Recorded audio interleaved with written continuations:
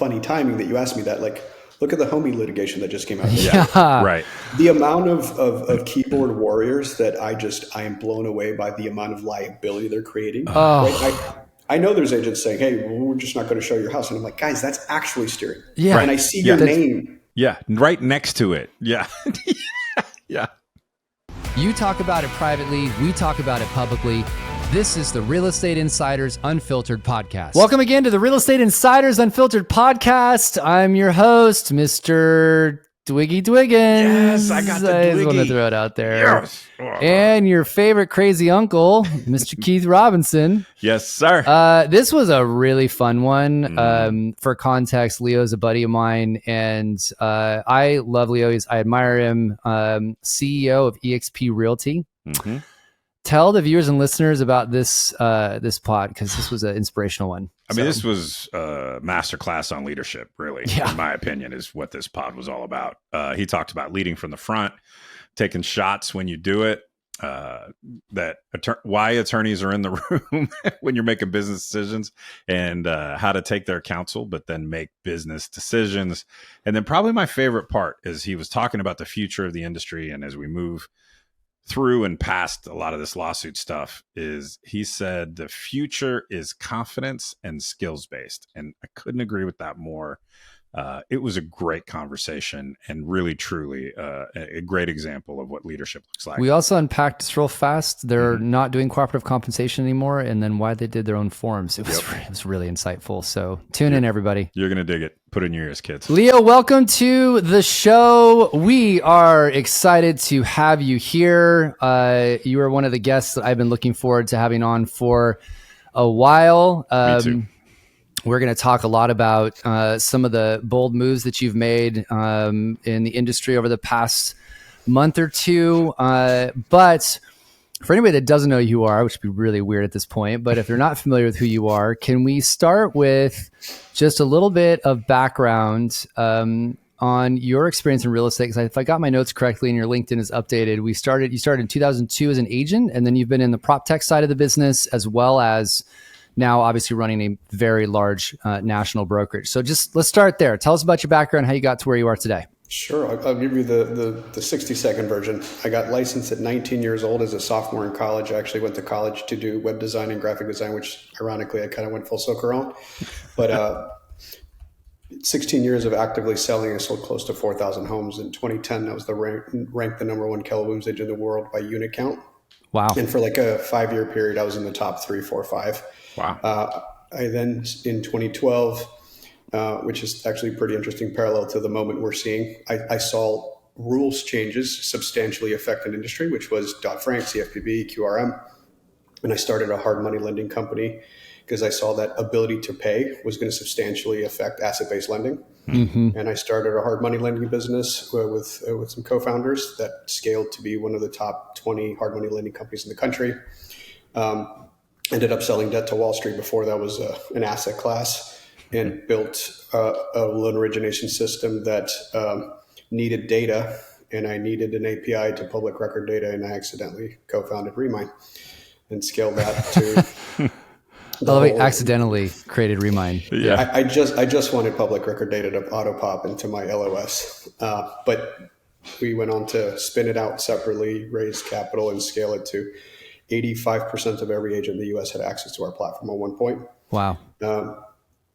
Exited both those businesses, and then a mutual friend introduced me to a gentleman named by the name of Glenn Sanford, and 2 years later, I'm the CEO of the single largest brokerage on the planet. So you're kind of an underachiever is what I got from all of that. So you seem to have a particular skill for seeing around corners. You see a problem and then you try to solve it. You did that, sounds like, in the financial crisis. Then you did it again for your LOS by creating Remind. Where do you think that comes from? Have you always been that way? What is the origin story of that superpower? So I'd love to think I have that power. I don't think I do. I think just paying attention gives you just enough, like 30, 60, 90 days ahead of everybody. And I think that's about as far as we can predict, right? Yeah. Yeah. But just I'm a self-disclosed data nerd. I think data sets you free, right? So I obsess with data. Just about every decision I make. Even when we moved to Florida, my wife and I and the kids went on a 1-month trip around the country. We spent time in Florida and Tampa, Austin, Southern California, and made a spreadsheet. The data won, and that's why we live in Miami. But how much was the kids' vote? How heavily was that weighted in the spreadsheet? Well, our daughter, it was her idea. Really? We in 2019, it was February, and she was staring out the window in Miami, in Virginia. She goes, "Why do we live here? It's 42 and raining." I'm like, that's a fair question. Yeah. And that actually made us think, why do we live here? Kids, we don't they have a lot of influence. Yeah, they do, and they don't have as much of a filter as us grown-ups, so they just hit you with the truth bombs more frequently. So my daughter. God. I have met your daughter. So we'll come back to a lot of questions around your current role and a lot of the decisions you made. We could do this fun thing. I'll let Keith kick us off. We call it rapid fire. It's just quick questions for people to get to know you a little bit. So Keith, start us out. Yeah, one of my favorite questions as a pretty avid reader is, what's your favorite book or podcast this year ever? No real time frames associated with it, but what's your favorite book or podcast and why? So I'll give you both. I love reading, and it's funny because for reading, it's normally not real estate related. It's personal growth or just business stuff in general. And I just finished Gary Vee's new book, Day Trading Attention. Oh, because social to me is not natural. And so, it's funny because one of the things I always talk about is data and, directionally accurate movements in society. And clearly social is one of them. So it doesn't matter how much I don't like it. It's we got to do it. So whether or not it is important to you, it is directionally accurate, right? Yeah. My agents lately have been saying, "Oh, you're so good at it." I'm like, against my will, but yes, I will incrementally get better and get any feedback. And anything you do, though, you just experience and time just makes it easier. You got to get reps in. There's no solution for reps. Okay, that's your book, which I will order today. And podcast. A good buddy of mine, Scott D. Cleary, it's Success Story Podcast. He's actually down here in Miami, and he gets these monster interviews, and they're mostly outside of our industry. So I always like hearing stuff not related to the internet settlement once in a while. Get out of the echo chamber a little. Yeah. What's that like? I got to join you on that. It's valuable. It's very valuable. Less stress. All right. So mine will be, if you could have lunch with one person, current or historical, who would it be and why? So I just did 94 days, 12 cities, 5 countries with the whole family this summer, which was a pretty interesting experience for a whole different conversation. But we stopped in Asheville and went to the Biltmore estate. Mm-hmm. So not that George Biltmore, the grandson who spent all the money. I probably want to meet Cornelius, but I also binge watched the Men Who Built America on one of those transcontinental flights. I'd probably have lunch with any one of them. I mean, they shaped a nation. I would love to just hear stories. I love that, by the way. And by the way, your Keith's favorite city on the planet is Nashville. I love Nashville. Yeah, it's definitely Asheville, North Carolina. You said Asheville. I thought you said Nashville. Sorry. Yeah. I've been to Asheville, by the way. You go check out that. It's 250 bedrooms or something. It's like the most impressive piece of real estate I've ever walked into. Funny story about Asheville is in North Carolina is they have a brewery there called Sierra Nevada Brewing Company. And I went twice. So what people don't know is they go there and are like, yeah, we have this great brewery. It's called Sierra Nevada. And I'm like, it's actually not from Asheville. It's actually from Chico, California, because it's the Sierra Nevada mountain range. The headquarters is in Chico. Everybody thinks it's actually headquartered in Asheville, but it's for all you North Carolina people, it originated in California. So just kidding. We got beer wars popping off. Apparently. All right. All right, Leo. So you and I have got to know each other over the past year. I have the utmost respect for you because you're a bold CEO. You make decisions. You follow your gut. You come from the heart. You're also not afraid to say things publicly, which is rare in our industry these days. but you've also only been you've been at the company for a while, if I'm correct. You've been there for a few years now, but you're the CEO for 5 months. Is that correct? I have been, yeah. Yeah.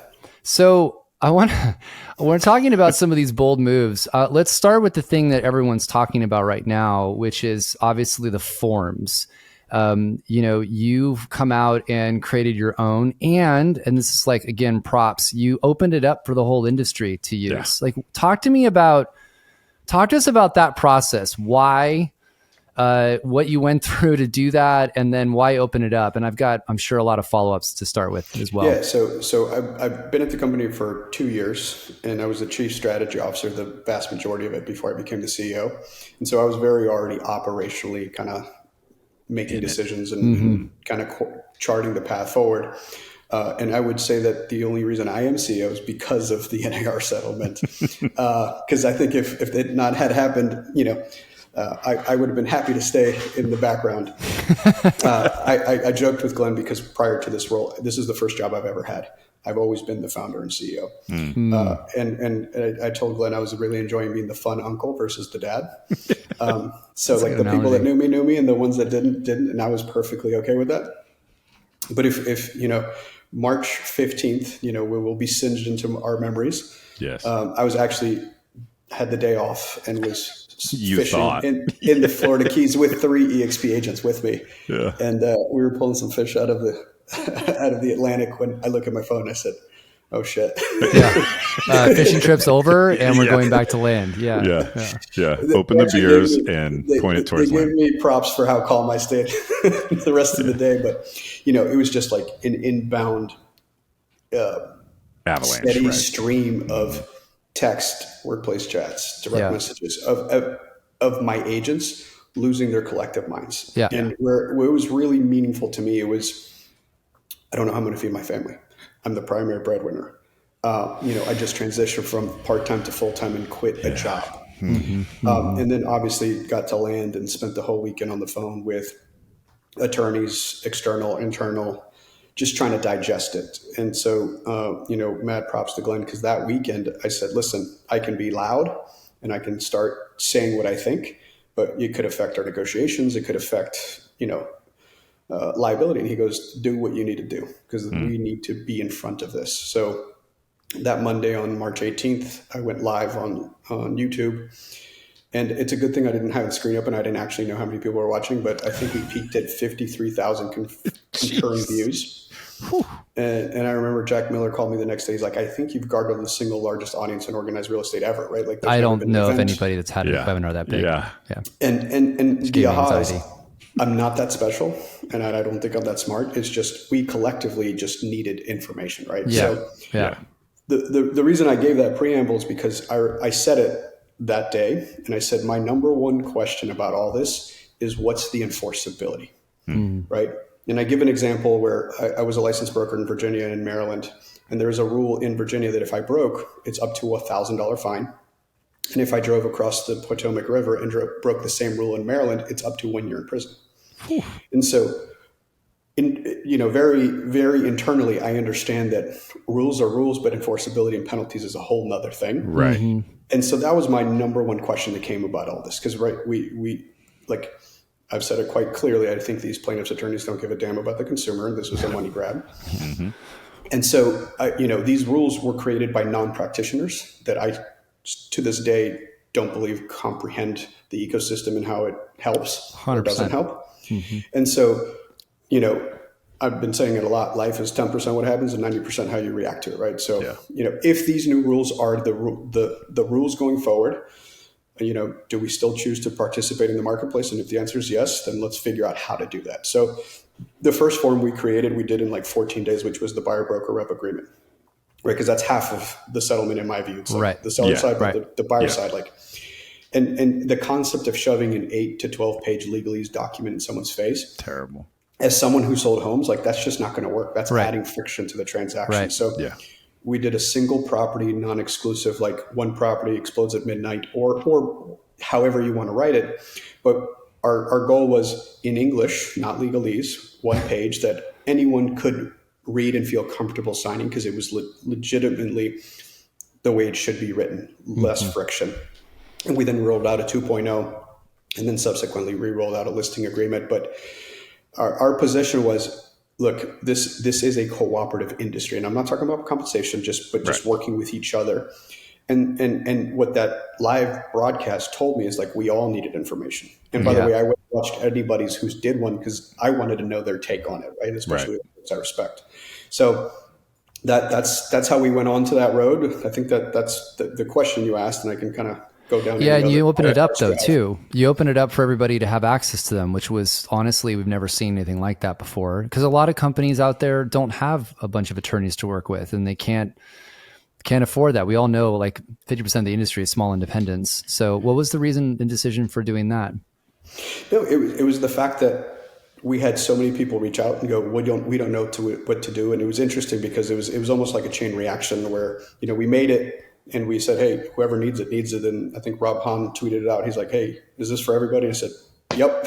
Yeah. So I think and then Rob Hahn starting stuff again. Yeah. Well, you also had Consumer Federation of America come out behind you, who's been, depending upon the side of the fence, could be critical of the industry. Talk about your forms as being a model. Literally, Stephen Brobeck doesn't do that very often. What I found interesting, it reminds me of because somebody was talking to me about it, and so Volvo way back in the day was the first company to invent the 3-point seatbelt harness, and they could have patented it and it wouldn't have been accessible for other car companies, but they just released it to everyone. And when asked why, right, because that could have been a big competitive advantage for them, they said some things are too important. Some things transcend, profit and loss and top line revenue. And it reminded me, you making that choice reminded me of that very much. So kudos to you and the rest of the leadership team at EXP. I have a follow-up question to take us behind the scenes. You're in the conference room and everyone's kicking around ideas. There's probably an attorney on a conference call in there or in the room with you. And I am sure, I'm not trying to put words in your mouth, but I'm sure the attorney is giving you some advice that is not about speaking up, or there's some dissenting in the room. As a leader in that moment, how do you push through that resistance to when you know something is the right idea, but there's risk associated with it, and choose to do the right thing instead of maybe, I don't want to call it the safe thing because that's a little bit of a loaded word, but as a leader, do you have a process for that, or how'd you do that? I think that's a really good question that comes from being an entrepreneur, right? I think lawyers' job is to create, safety, agreements, complexity, paperwork. And I think it doesn't matter what size business you're in. If you had lawyers running the business, then you'll have a paralysis by analysis, right? You're out of business, right? Yeah. And so I think it's, it goes back to enforceability, right? It's always fascinating to me in 20 years of real estate, people say that's illegal. There's actually not much that's illegal in real estate. It's like drug trafficking, murder, those are the things that are actually confiscation, right? That's what, there's probably only 3 things where you can lose a house to. The rest of it is enforceable, right? I always remind realtors, so you can have a lease where the rent's due on the first, and if you don't pay it, you evict them and it's 100% penalty. Well, federal law protects, that there is a rule that makes it unenforceable. It doesn't make it illegal, right? So, you can't take someone to court and evict them because they missed their rent by a day, because there's a 5-day grace period across the country. Yeah. Right. So I always go back to enforceability. And so with lawyers, I think my entire career, it's I want to understand kind of the guardrails, the downside risk. And then you make the decision. Even if I cross the guardrail, what's the penalty? Yeah. Right. It's smart. And I actually said this to agents, right, in March 18th. And then again in May, I'm like, hey guys, let's just say the penalty is $100. I think most people would just break the rule. Right. They just call it a cost of doing business. Yep. But the MLSs are making that rule $2,500, $5,000, $15,000 suspension from the MLS. So they're making it punitive, right? Yeah. To make sure you don't do it. Yeah. So for me, that decision's always been binary, and I think I've always been clear. And again, kudos to Glenn who given me the reins to operate the business with the same lens that the lawyers are there to give us kind of the ups and downs and pros and cons. But at the end of the day, it's a business decision that we need to make. Yep. Yeah. Comment on that is, I've heard a lot of people talk about, well, the lawyers say this, and Keith and I are of the same camp as you are. We've obviously been very vocal about things, and lawyers are like, you shouldn't say anything, you're going to get sued. It's like, we're all going to get sued anyway. Like the risk level of getting sued is 100%. Yeah, it's coming. Now we might be speeding it up with our big mouths and a microphone, but it's all but it's happening. Either way. So I've always made the same comment that they're there to advise, but you as the leader of the company need to take that advice and then make the decision on the business. So, which kind of a segue to, was part of the issue, the implementation of forms nationally has been, maybe I'll put words in your mouth, but I'll speak from mine, a disaster of like biblical proportions of like just... We're going famine and locusts and the whole 9 yards. I mean, there's like, everybody's doing whatever they want and how they interpreted it. I mean, I've read forms that are so bad that are like, how did anybody even draft this crap? So like, was that part of the mix on everything too, to make sure you guys weren't dealing? Okay. Yeah. So again, we're for us, we did not have a choice from my vantage point. We're in 50 states, fully scaled. We sell 45,000 homes a month, right? Like when we were like, okay, it's getting closer, we were communicating with associations across the country. It's like, can we get a draft? What's going on? And there was a go or no go day where it's like, well, I guess we're in the forms business, right? Right. Do you see yourself changing? Do you see it going back at all, or do you think you're going to stay the course with that? I would love to not be in the forms business, right? And again, I say this every time I have a microphone. I have empathy, and I implore everybody to have as much empathy as possible. I truly believe that, like, anytime I see something that gets described as a disaster or anything, it's just, there's a lot of people, managing by committee might not be empowered or be willing to make the kind of decisive decisions I've seen you guys make and I have made. And they're just kind of working with the best information they have. But what encourages me is seeing like Emily and Abor in Austin, or Kip Cooper in Kansas City, or just like the purchase and sale agreement that Ryan McLaughlin put out with Northern Virginia Association of Realtors. There are some folks that are just absolutely getting it right. Yeah. And if you want a good purchase and sale agreement, call Ryan at NVAR. It's beautiful. If you need a good listing agreement, call Emily or call Kip. Do you have a copy of that? We'll put it in the show notes I'll absolutely. Well, we'll put a link into EXP stuff because Leo's made that public. So anybody who wants to look at their forms, and honestly, I'm not speaking for you, but I believe use them as a guide, they're welcome to do so. And you should look at them. Even if you don't use them as a guide. They're great. Yeah, I have and they're simple. You know what I love about them, Leo? They're easy to understand and they're fair. Like, what a concept, When we sat down with our counsel, it was like, and we wrote them in house. It was like, okay, who's going to proofread them? A bunch of agents. Like, I want to read them. I want Holly to read them. I want Lauren to read them. If we think they're cool, then let's show them to a couple agents. But like, if anyone needs to describe a paragraph to me, then we have a problem. Right. All right. That led to another pretty bold decision, right? You decided to no longer participate in cooperative compensation. How did you get to that decision? And then my guess is you probably received some texts or phone calls about that choice. So what are you talking about? I'm not sure what subject we're on. There's pictures of Leo on a dartboard, right? Yeah. So how did you come to make that bold decision? And then how did you deal with, the noise that's associated with making a bold decision sometimes? Yeah. So a good one. So, I actually read the settlement, right? Yeah. And I can't say that for all my peers, right? But like paragraph 19 is extremely clear. It is. Right. And it's got all of the mean prohibitive words I can think of in the English language, like banned, illegal, prohibited, not allowed, ever, in perpetuity, deleted, exploded, all those words. And then you scroll down to paragraph 32. It's like, oh, by the way, if you can figure it out in some, off the market situation, then it's okay. Right. Which if that was the end of the story, then it would be kind of, okay, I'm not sure what to do. But then California Association of Realtors attempted to draft documents to reflect paragraph 32. And I don't think the DOJ minced its words with its cease and desist. No, it was very clear. And, California being the largest state, like that's pretty telling, right?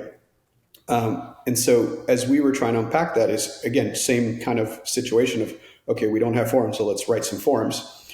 the crux of the plaintiff's complaint is the seller not having a seat at the table, Right. and commission sharing is a conspiracy. So why are we going to do it anymore? I'm Right. not allowed to do it in the actual marketplace mechanism that existed, which was unilateral offer of compensation. If it's deleted there, let's just not do it at all. Right. We did create documents through the seller directed compensation, which, by the Sure. way, we actually wrote that 2 months before I actually said the broker to broker thing for VA, FHA, and Govy loans. Like that was actually my form that I actually talked to all the Govy entities to make sure that it was compliant with underwriting guidelines. And so actually when, we said no more broker to broker, we're like, well, this works well for that. Because again, we're just saying we want the seller to have a seat at the table Yeah. and to be part of the decision-making process. Yeah.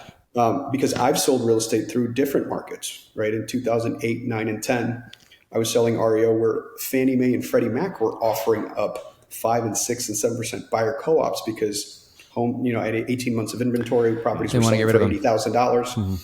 I sold a house in Baltimore for $4,500 where we paid out a $3,000 buyer co-op, right? The Fannie Mae wired money to the closing table to pay me and the other agent just to get it off their books. Right. So what I know for a fact is that markets are variable. Inventory matters. Affordability matters. And it's like when look at any other comparative industry, whether it's tech or, you're doing the closeout sale of the old 2024 car model before 2025, they give away financing. Like all things should not be identical, and Right. there should be different mechanisms for marketing.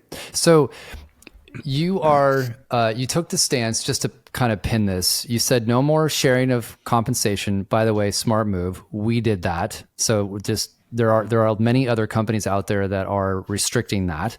And by the way, there's a whole bunch who did it and didn't say it on a microphone. No, I know Right. that, and They it's going to whispered lead it. me. So They just whispered it. to two Yeah. things. This will lead me to my next question anyway. But you are limiting your risk because you're not collecting and remitting money to a competitor. You're not saying that the seller can't advertise that they're willing to pay buyer agent compensation. You're just saying we're not collecting it and remitting it. So if the seller wants to advertise it, they can. And if the buyer wants to get paid that fee from the seller, then just put it in the offer or do it as a concession. Did I summarize that right? 100%. So your competitor, which is going to lead me to my next thing. How did you get... Yeah. Because that's not how it got explained on Facebook. Yeah, no, I don't know if you knew that. Yeah, but like he's people on actually got Facebook were saying something else. He's got a full flak jacket underneath that one he's wearing right now. Yeah. What? Yeah. So a couple interesting things happened, I think, in the last 30 days. One is never in my 23 years in the real estate business did I get all my agents to read and listen to what I had to say, which was fascinating, right? Until this time. Because, by the way, when we rolled it out like on a Friday, did the normal big agent meeting, sent out emails, and then Monday it's when people like in the Facebook, Leo said, I'm like, well, first of all, we said it last week. We've been talking about it. But it was a really interesting couple of days because all my agents said, did you really say this? And then I said, yes, I did. But listen, comma, there's the second sentence that James just very eloquently explained. Yeah. And so I feel like my agents actually were so well versed in it by week 2 that it actually brought them together. And then they actually were responding quite loudly. But I mean, funny timing that you asked me that. Look at the homie litigation that just came out. Yeah. Right. The amount of keyboard warriors that I am blown away by the amount of liability they're creating. Right? I know there's agents saying, hey, we're just not going to show your house. And I'm like, guys, that's actually steering. Yeah. And I see your name. Yeah. And your right words. next to it. Yeah. And by the way, the lawyers are in those groups screen capturing that crap, and it's being sent to the plaintiff's lawyers and the Department of Justice. And you all can, congratulations, welcome to paying a lawyer. You did this decision. I commend you, by the way, because this is, you run a very large company. We've done this, but we're nowhere near the size of EXP. Run a big company, but not your size company. And so it makes you a target because you're very visible. You're publicly traded. That's a whole other element to it. And you're making a bold move because it is the right move.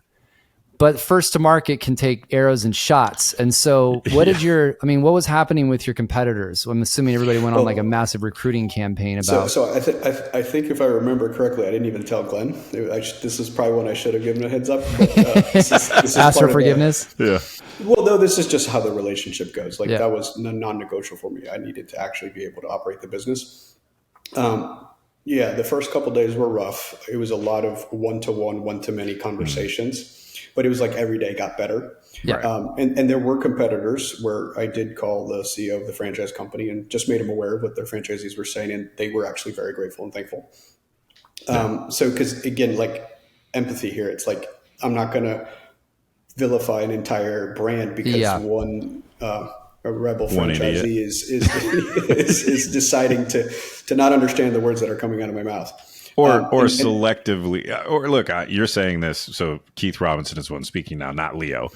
Or even if they did understand what you said, twisting it to position it so that it paints you in a different light than what you actually said. Like for people who have built growth-oriented organizations, there's a right way and a wrong way. And if you're trying to attract people to your company, you do it through relationships, not through trying to tear someone down or misinterpret or intentionally misinterpret the direction that someone's trying to lead. Well, I love the fact that you're getting out in front, and this industry has had such a leadership gap for the past few years of people that goes to the previous part of the conversation. The lawyers were telling the CEOs what to do. And I've always said, never listen to your lawyers on business decisions. They advise only. The leader has to make that call. And you've kind of led that movement because you were out there and you're very public. And you and I both know, we all know that this sharing of compensation is coming to an end, period. Yeah, it's simply a matter of when. And you're leaving it up to the seller to make those choices, which I'm assuming is covered in all of your forms. I do have one question just to follow up before we continue on with a few final questions we have. What was the process you went through as a leader? And this is going to be very specific because there's a lot of people who are struggling with this. How did you get your agents to know it was going to be okay and lead them through this massive change that is completely the opposite of the way they've been trained for their entire career, and follow you, like, and just go, you know what? Like, how did you get them there? What do you have, 80,000 agents in the US or something? 87 globally, 70 some thousand. 70, fine. Massive, points the same. How did you get that many people? One email at a time. No, well, first of all, like I get the credit, but I'm just one piece of. We know that, but it still starts at the top. Like let's. Yeah. So, but to my point, like I think one of the best ops team in the country, right? Like Holly Mayberry's been very visible, and Kendall Bonner's been very visible, and Lauren Coleman's been very visible.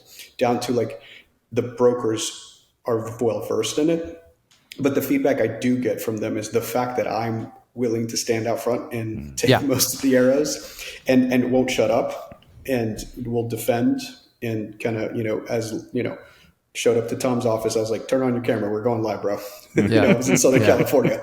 And so just be willing. And I think where the agents and the staff do respect it, that I will say, look, if I'm wrong, someone explain to me how I'm wrong. And I'll say it live. Right. Look, if I missed any part of this, the other thing I've been saying often is like, none of us know what to do. It was brand new. We were inventing it.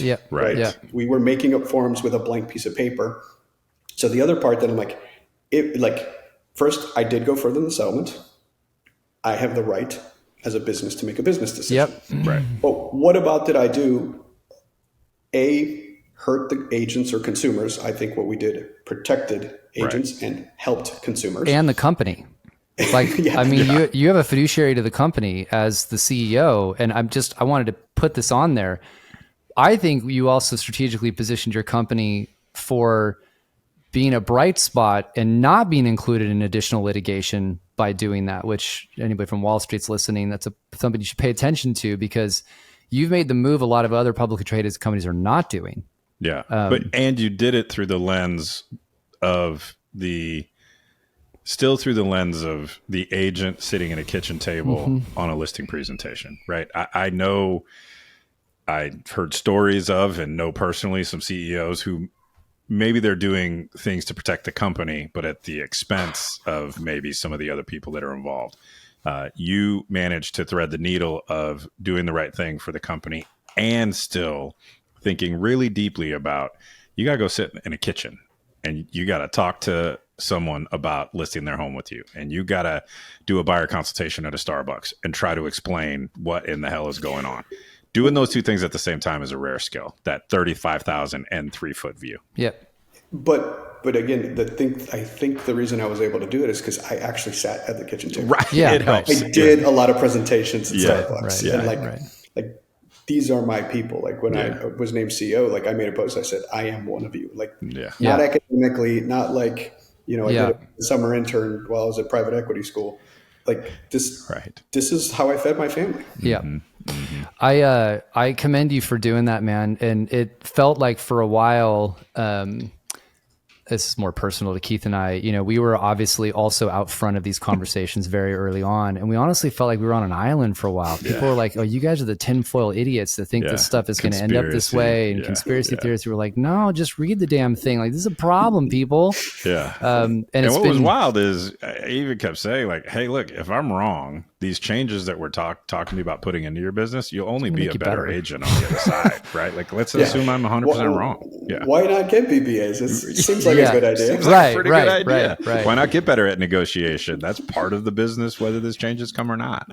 Well, we commend you on your leadership with that, and your agents should be really stoked on having a leadership team. I know Kendall and others as well; they're amazing. So I want to make sure they do get credit for that. We'll do a couple more questions. Keith, why don't you take this next one? Because I think it feels so relevant to today and every day. I have one before the next one, though, because I'm curious. Right now, it's the wild, wild west maybe isn't quite accurate, but we certainly are going through a process of refining the forms across the country, and it's on a gradient. Some people we would agree are doing great, and some people we would think not so much, right? How long do you think it takes until this is normalized in most of the markets across the U.S.?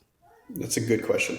That's you gave me props for a crystal ball that I don't have. Yeah. So like I could see, like I said it earlier, I love the word directionally accurate, right? Like I like betting on eventualities. Yeah. Right? Like I was NARP's national president and I said, you know, the Latino buying power is undeniably going that way. Yeah. So, you know, if you're in business, you should have that as part of your strategy. That's the what I articulated when I was national president with very large corporations. What I can't always predict is how long. So in this shift, I call it the messy middle, right? And it could be 6 months, 12 months, 18 months, 24 months. And again, my prediction is like highly productive agents will all do deals in the next 90 days and go, okay, this is the new normal. Yeah. We will have a round of folks that sell 4 homes a year who will fill out their first contract in February and go, wait, what? These forms are different than the last time I downloaded. Right. So we will arrive at a new normal. And I'm actually being quite loud that the next, you know, whenever we get there, this transition period will feel as stupid and awkward as the COVID, like wiping down our groceries. Like, I can't believe we did that. Right? That's a great comparison. Because hey, I did wipe my groceries down. We for all one did, day, and then I was like, "This is really stupid." Yeah. So we all did. Everyone did. Wiped down the brown paper bags too while I was out of this. Yeah, for with good like measure. rubber gloves and a mask. You know, what a you got time to a sidearm be and then a thing of canned peaches. So yeah. But I think the interesting parallel is like I think the agents that join our companies next summer will be like, you guys showed properties without buyer agency agreements. What were it's you nuts. Like, thinking? Yeah. Right. Like, so you just let the listing agent decide how much you earned? Like, that doesn't make any damn sense. Right. And the reason I say that is because I think the brain fills in blank spaces and gaps. And so agents right now, the ones that have been fear-based for the last 30 days, they imagine Wild Wild West versus I say, we actually have the perfect parallel. It's the seller. Right. For the 23 years I've held a broker's license, like I'm not allowed to take a listing without a listing agreement per the MLS. It's an audible, you know, they can audit it and it's a rule that I sign with my subscription agreement. And my listing agreement has a start date, an expiration date, a price, and when I'm going to get paid for it. Yeah. Yeah. So when we're like, well, what's it going to be like? It's going to be exactly like taking a listing. And as soon as I say that, agents actually calm down and take a breath. They're like, oh, yeah. But then I remind them what that comes with. Assume it's competitive. Right. You're no longer the only person they're going to talk to. They're going to interview different people, which, oh, by the way, may have different business models. Yeah. Because in the listing side, we've always contended with FSBO, so like a 5 to 10% of the humans choose to do it themselves, DIY. Yeah. And then there's going to be a variety of options: flat fee, menu of services, full service, white glove service, that charge different things and offer different services. I just want to make sure that the plaintiff's lawyers heard that. Right. Yeah. We'll make sure we give that its own little special block in the recording. So what before August 17th there was not much variability, and that's part of the allegation. Yeah. So now I tell agents, how have you dealt with sellers? And they very confidently, and I said, now whatever skill sets you've developed with sellers is what you need with buyers. Overlay. How many buyers did you put under contract in the last 24 months? What was your list to sales price ratio? What was the average concession you were able to get for them? In multiple offers, how often do you win? Mm-hmm. Like we know all of our seller information. We just need to become well-versed in articulating our value proposition as a buyer's agent. That's true. Yeah. That is very, very true. Keith, take that next question we want to ask about the division. And this is for setup. We've been, Keith and I have been on webinars all day as well of reading all of the stupid comments and stupid shit people are putting in the Facebook groups and not wanting to show houses. And like, if it's not, you're not advertising compensation, all this stuff. There's like two camps, right? Yeah. So take us down that path for a second. Yeah, there's the Hatfield and the McCoys. How are you dealing with that? So obviously I've chosen a path as to how, so it's a good analogy, again, by the way. I am a nerd about rules and regulations. I was a principal broker of an office. Like, you actually have fiduciary responsibilities and duty of care and all kinds of stuff you sign legally before you're allowed to help people. And that's actual steer. That's like actually where the federal government comes asking you questions, not just plaintiff's attorneys. Yeah. Right. So my strong recommendation to anyone holding a license is you sign a buyer's agreement with the fee you're willing to work for to show property. And then you show them anything that's designated active inside of your multiple listing service. Yeah. God, I wouldn't ask. I wouldn't ask what they're offering. And agents, I give them a parallel because I think the brain anchors to parallels. Have you ever sold a house for less than list? Have you ever gotten a rent back? Have you ever asked for something not conveyable like the hot tub, right? Yeah. And when I say this to agents, I'm like, what happens if you have a house listed for $500,000, they say, hey, will you seller take $450,000? You say, put it in the offer. Right. Write it up. Write it up. Let's negotiate it. So, and then the second part of that is that's the fiduciary agent one that speaks to the Facebook groups. But the flip side of that is it almost just makes me smirk because it's like, it's not 1985 with listing books. You don't think the buyer's going to go, well, I was on Zillow last night and there's one house you didn't show me that is priced at the same price. Like, the thought of actually keeping stuff from people is comical to me. Well, but the part that's irritating me about this is the buyer's agent is structuring the conversation. Not, to be clear, this is a percentage of people. Yeah, it's the but they're going. This house isn't offering to pay, and this house is, and they're steering the client into this idea that there's no way to pay the buyer's agent's fee. It's like they're basically making the buyer think that they have to pay the fee otherwise, and it's just wrong training. It is, but so back to empathy and messy middle. I think a lot of it's fear based, like literally how am I going to feed my family, which doesn't make it okay, by the way. Yeah. But I think so. Anytime there's a big shift in again parallels technology, right? Like there's like how many generative AI tech companies right now? Everybody, right? But in 3 years it'll be 2 or 3. Right. And again, men who built America was fresh on my mind. There was like 118 railroad companies, and then we ended up with 2. Right. So there is the experimentation period where people try to figure stuff out. Yeah. And normally what happens is someone with a weak offering goes out of business. Like capitalism wins. Yeah. Right. So I think fear-based steering doesn't make any sense. Right. The agent who's like, I'll show you everything. and this is what I'll charge you for it, will outdo the one who's like, I can show 100%. you three out of 5 homes. And again, the genie's out of the bottle. You don't think that buyer's going to go home and go on Reddit and ask some questions? Yeah. Like, Yeah. That's a really It's good not- point. It's a really, really good point. It is. And I think I want to double click on another point that you made, because I don't know if it gets made enough. You have a lot of really well-intentioned people, and there's so much confusion, and maybe the trainer for their area said, this is how I'm going to do it. Right. Or their mentor or their MLS, right? Like, Association. their association. Most people just want to serve their clients at the highest level. And by the way, I truly believe that. Yeah, I think yeah. our profession attracts people with the heart in the right place. yeah. All right. Well, we'll do last 2 questions to wrap us up. I'll ask the first here, and Keith will take us home. You kind of answered this, but I'd like to ask this a little differently. So my question is like, where does the industry end up in the next 36 months? But instead of this messy middle conversation, what I'm looking for is like your thought process on how big or small is the industry? Is there attrition? Is it, more technology? Did producing agents take more? Like, just like, what do you think the crystal ball looks like of holistically the industry in 36 months? Because I use 36 months. I think a lot of this is going to happen in a shorter amount of time than usual. But 36 is probably like when we're at the other side of it and there's a new normal. So indulge me, because I'll probably tell you what I think happens through the 36 months, right? I think there will be higher than average seasonal attrition, because there is a person, and I'll be clearly articulate this. I actually think this is just a confidence and skill transition. Right. And I'll unpack that a little further. I think 60% of agents never actually touch a listing, right? They stay on the buy side because I've heard them say it's easier. It's actually not. It takes 3 times as much time, statistically speaking. Yep.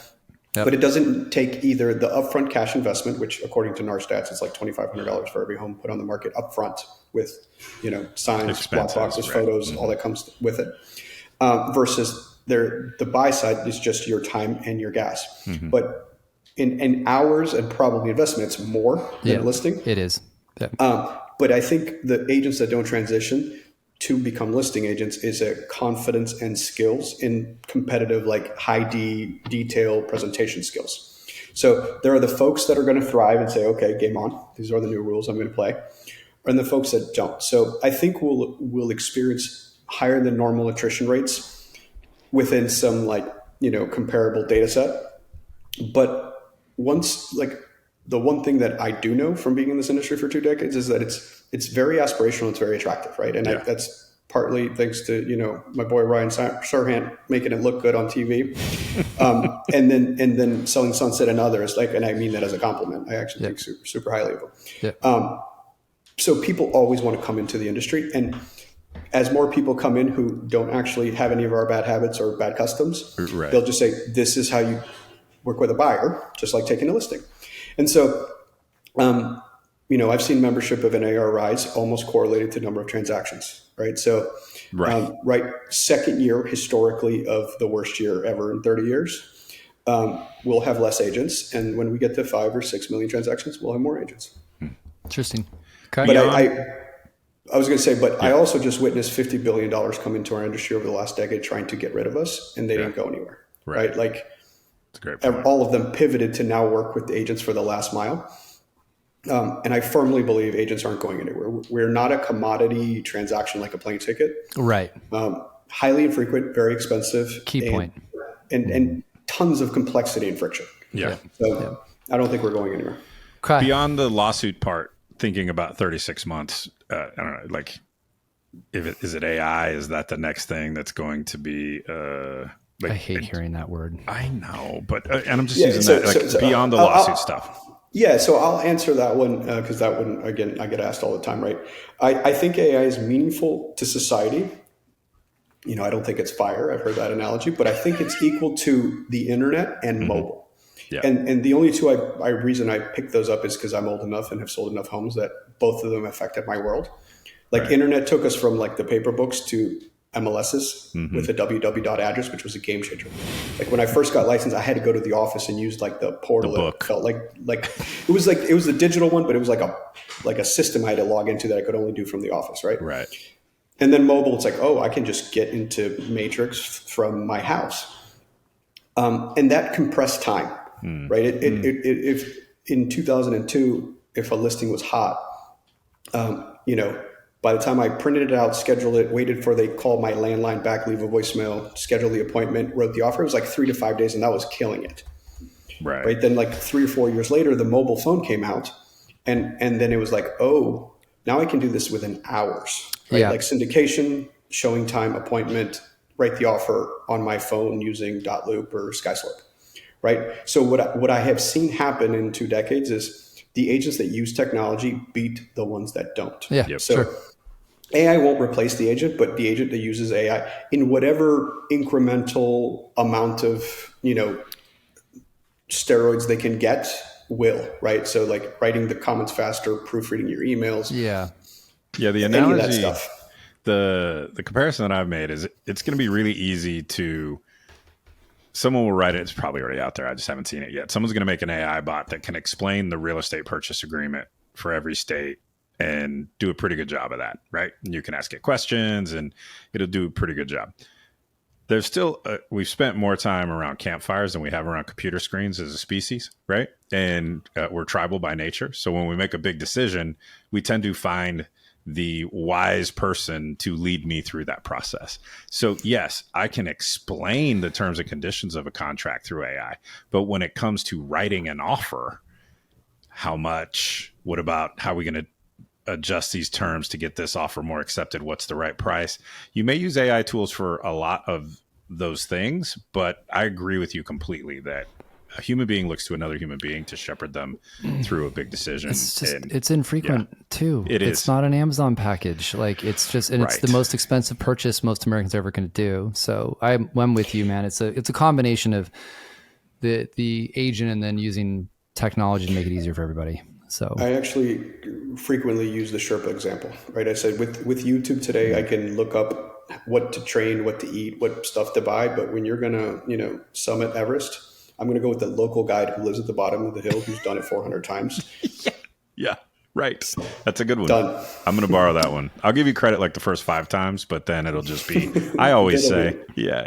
So I do the same thing when I ask Keith what type of whiskey to drink. Instead of me picking, I just ask him. And he's like, this is where you want to go. Yeah. So my favorite whiskey is the one someone else has bought for me. That is my favorite whiskey. But okay, final question. We'll end on this. And usually I have to do this in the if you were, but now I'll do since you are the one at the helm of a brokerage.